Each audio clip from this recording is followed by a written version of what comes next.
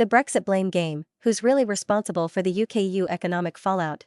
Since the United Kingdom officially departed from the European Union on January 31, 2020, the journey to redefine its economic and political identity has been fraught with challenges.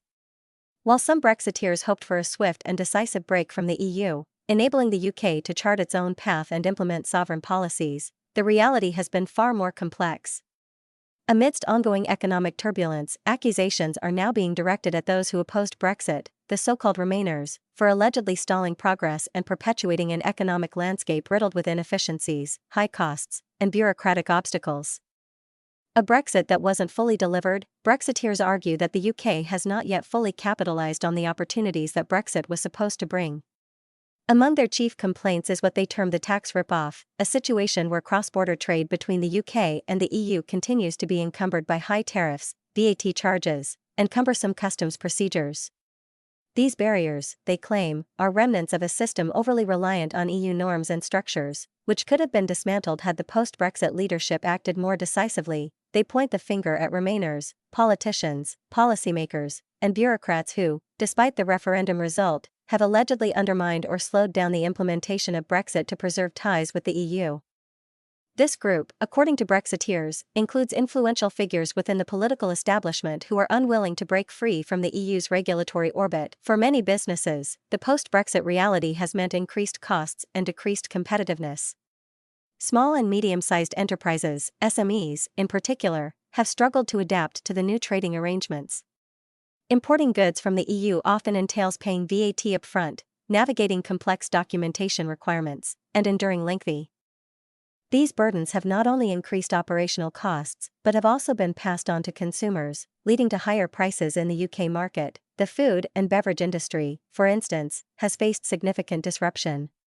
EU-sourced products, which once flowed freely into British supermarkets, now face additional checks and fees. This has contributed to rising inflation and a noticeable decline in the variety and availability of certain goods.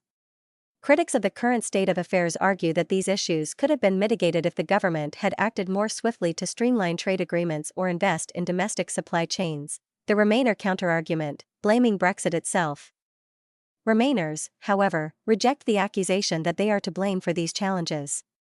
They argue that the root cause of the economic difficulties lies in Brexit itself, a project they claim was poorly conceived and hastily executed.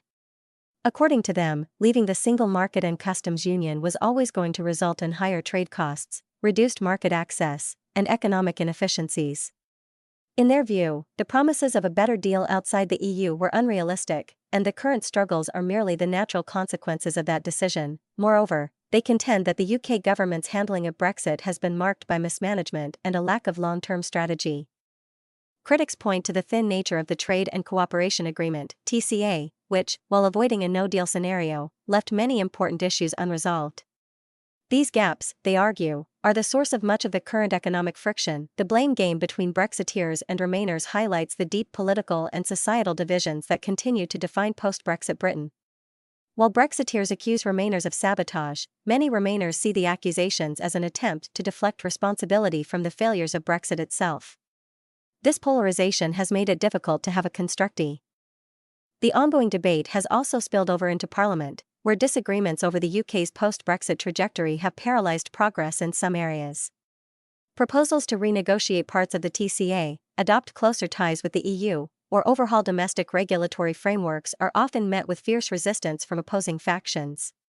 This deadlock has left businesses and citizens feeling stuck in a state of limbo, with no clear resolution in sight. The economic reality, a mixed picture. From an economic standpoint, the impacts of Brexit have been mixed.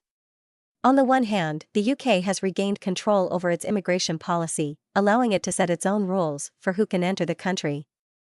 Some Brexiteers point to this as a major success, arguing that it has enabled the UK to address labour market needs more effectively. The government has also touted its ability to negotiate trade deals independently, such as agreements with Australia and Japan. On the other hand, the loss of frictionless trade with the EU, the UK's largest trading partner, has created significant economic headwinds. Data shows a decline in UK exports to the EU, as well as a decrease in foreign direct investment. Industries that once relied on integrated supply chains across Europe have had to adapt to new barriers, often at great cost. As the UK grapples with its post-Brexit reality, questions remain about how to resolve the ongoing economic and political challenges. Some argue for a more pragmatic approach that seeks to rebuild closer ties with the EU, particularly in areas like trade and scientific collaboration.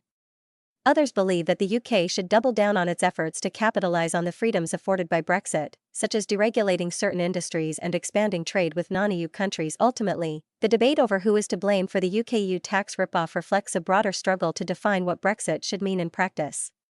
Whether the UK can find a way to move past these divisions. The issue of lingering economic friction between the UK and EU post-Brexit is emblematic of the broader challenges facing the nation.